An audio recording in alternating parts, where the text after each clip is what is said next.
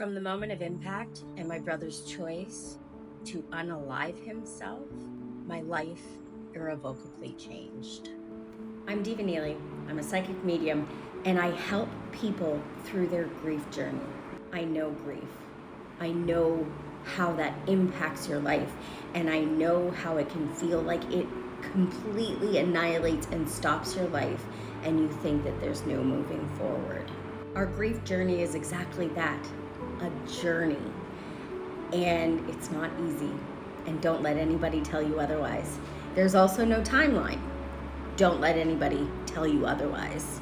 It's been a long road to healing for me, but I can confidently say my brother's death saved my life. What does your grief journey look like? How are you coping? Let me know in the comments. Who did you lose that has put you on this journey? What would it look like if you could connect with them again? What questions would you ask? What would be that final conversation you wish you could have had before it was too late? I am living proof that all of this can happen. This is how I help people, and I help you learn how to do it for yourself, because everybody has the ability to tap into their intuitive gifts and to be able to communicate with spirit. What would it look like for you to be able to tap in and communicate with your loved ones, even if it's one more time? Share this with someone who needs to hear this today, and give me a follow so that you can see what's coming next. To die, and I was not processing it. I was avoiding processing it at all. I kept trying to think of what I could be doing to help my mom, to support my dad, even though I was frustrated with him, to think about, I've got all this stuff at work I have to do. It was at the end of the school year. I had a big concert I had to focus on, and I thought I had to be all those things to all those people, and I stopped being there for me. It was easier for me not to face my. And so this turned into a long battle with drugs and alcohol for my brother. And what I realized is that that was his coping mechanism. That's how he escaped. That's how he maneuvered life. I went down a very different path. My coping mechanism was to throw myself into school, into work. I became the overachieving people pleaser.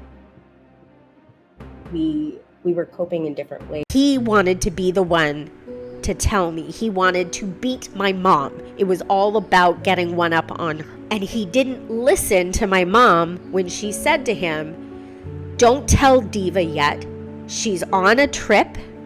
Let her at least get home, because if we tell her now, she's going to be stuck in that car for 6 hours and can't do anything." In true fashion of my father and his narcissistic ways, he wanted to beat my mom to the punch, and he called me, knowing that telling me that information meant I would have to sit in that car and stew and feel helpless because there's nothing I could do and I couldn't be around them. So my mom was angry and hurt and reeling from that information as well. And she started to cry because I said, "This is ridiculous. We don't need to start fighting now. We've got enough to deal with." And my mom started crying. She goes, "Yeah, but Diva, he said he won't tell me where to go to talk to the police, because he said he's going to see the police tomorrow and he won't let me come." And I said, "Okay, I'll call you back." And I called my dad back and I said, "Listen, we are doing this as a family, the three of us. You, me, Mom, we're in this, whether you like it or not." I said, "We will be at that police station tomorrow and you will give me that information, because we have a right to the information that will be given." Why my dad wanted to exclude us from that, I don't know. I don't know what his motives are. Maybe he wanted to protect us. I doubt it. Maybe it's because things went down very differently than he was telling us. That's my assumption based on information that came later. Losing someone in such a traumatic can be even more complicated than anyone can comprehend. And in a community of people, I'm part of many survivor groups, we all say, we joined a club, we got membership to a club we never wanted to join. And that's because generally across the board, there's not an understanding of what that kind of loss is like. Everybody experiences grief. Everybody loses someone. And unfortunately, that is just a fact in life. We will spend an eternity trying to figure out how to cope with grief, because we will lose not just one person, we will lose multiple people in our life. Grief sucks. And it is an awful part of our human experience. When you lose somebody tragically and suddenly, it can add complications to that grief journey that you could never comprehend if you haven't experienced it. And so I'm here to try and explain a little bit about what that looks like and what that experience is like. This is why I want to have open conversations about grief, and not always about doom and gloom. There are aspects to grief that can be beautiful. There are aspects to grief and loss that can remind us that life is ever. Death is not a finality. We remain spiritually connected forever. So this isn't about doom and gloom. And when people see somebody talking about death and grief, they think, oh, God, I don't want to do it. It's too heavy. But that's why I called this channel Good Grief. Because grief doesn't always look bad. And I can honestly say my brother's death saved my life. That I am here today because of a choice my brother made 11 years ago. And I'm not saying that I wouldn't want him back if that were an option that was given to me. But I say, given the course of what has happened, my brother forced me to look at things very differently, to look at my life very differently, to look inward, to heal, to acknowledge, to understand, so that I could break the chains of toxicity, I could break the chains of abuse, and I could move forward and not just survive, that I could thrive. And so it is that I thank my brother for that gift. He seems to think that there's a timeline, that we grieve, we face it, we deal with it, we get over it, we move on. That's not how grief works. And it is anything but linear. It is a process. Grief is a life sentence, is what I usually say, because it doesn't go away. It just morphs and changes. We become more accustomed to it. We develop a new norm, and we learn to live in that new norm. And unfortunately, we don't just lose one person in our life. We have to learn to deal with loss over and over and over again. It's kind of like us not being willing to talk about grief, or not being able to talk about, it's uncomfortable. We don't want to think about that. Why are we going to talk about death?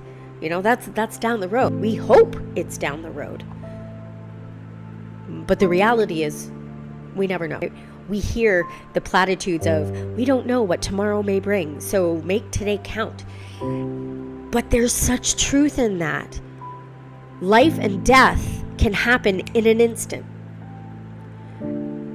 We talk about life all the time. We talk about birth all the time, and the magic or the miracle of birth. But we don't have that conversation about death. Why? Because we fear it, and we do not talk about that. It's uncomfortable to have to talk to somebody about losing somebody who is close to them, and in the way that I lost my brother. I'm here to talk about that process, what that looked like, because I've never told my story. I've told it in bits and pieces, and I've told it to people who I'm close with. And every time I tell my story or a bit of my story to somebody, they tell me, oh my gosh, you should write a book. This is fascinating. Nobody would believe this happened, or nobody would believe this if they didn't know you. And it's true. Basically, nobody would believe this shit. I can't make it up, but it is my life. It is what I experienced, and I think it's worth talking about, especially if it only helps that one person who's sitting there feeling alone and feeling lost and feeling that they're in such turmoil and stuck in grief that they don't know how to get out, and they don't think that there is a way out. There is no light at the end of that tunnel. I want to be the person that holds them by the hand and says, walk with me. I'll get you there. It is possible. And I realize I see death very differently than most people. I'm a psychic medium. I communicate with spirit.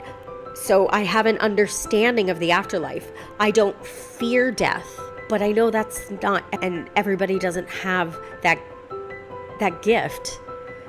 They can. I do believe everybody has the ability to be intuitive and to tap into that ability, but not everybody has that gift of seeing death in a way of it being like going home.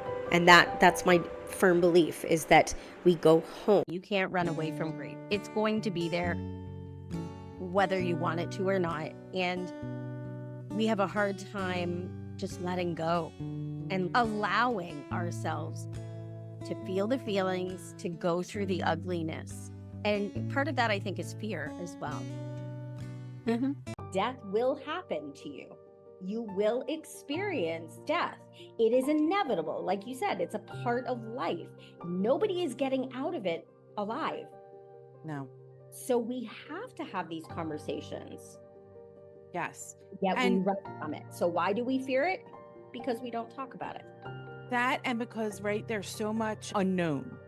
Yes. Because we're not talking about it, and then like, where do we really go and all that, and what happens, and it's so unknown, and it freaks people out. It's just like how people don't want to have their will done because then they're scared they're going to die just because they had their will drawn up, or their like medical like power of attorney or anything like that. Like, you're not causing a death because you did these financial these responsible things, right? Exactly. And We don't manifest that. Right, We manifest right. all kinds of things. Right. Death is not within our power to manifest. Like, people get so freaked out about all these different things, and if we could just have like regular conversations. So my family has lost a ridiculous amount of young people, like really young people really close to me. So I, aside from having grown up, I really have grown up in so much grief and loss.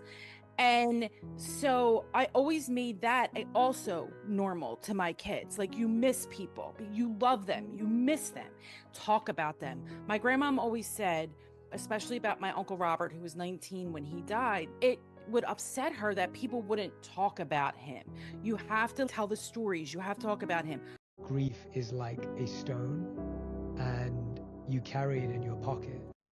What I love so much about what Jay Shetty just said is that we do carry around that stone, and it does feel heavy, and it does eventually get lighter. And he does mention that in his post, that we carry it with us. It's a reminder. It's always there. And so what I tell my clients sometimes, because when we've lost somebody and we feel that void in our lives, we feel that displacement, we miss having that tangible, that person physically there in our presence. And so what I tell people to do is to carry a stone or a trinket in their pocket and touch it whenever they need that reassurance that their loved one is there with them. Because if there's one thing I know, their loved one is with them. Spirit is always with us. But sometimes we as humans need something tangible to be able to touch, to feel, to hear, to see, to taste. So carrying a trinket or a stone, it can be a crystal, anything that you want that represents that person, Carry that around with you. Keep it in your pocket, in your purse, wherever you know it resides. And in those moments when you feel like grief is overcoming you, grief is overwhelming you, that this tide is coming in and drowning you, touch that stone or that trinket and feel the energy of that person, just as a reassurance to let you know that they are still there. That's your tangible. And I can tell you, I can promise you that in spirit, they are with you, giving you strength and helping you through. Messy. I say now that my brother's death saved my life, and people look at me like I'm, from another planet. If you had said that I would say that 10 years ago when it happened, I would have looked at you the same way. But I couldn't see what gift was being given to me at that time. We can't. We never know, and we may never know until we get to the point where it's revealed. But I realize now all things happen for a reason. We are divinely guided. And my brother's death forced me to look at the undercurrent in our family and the dysfunction and the toxicity and all these things that we were trying to bury, and it forced me to face them. And I think if I hadn't had that opportunity, I could have ended it the same way my brother did. Wow.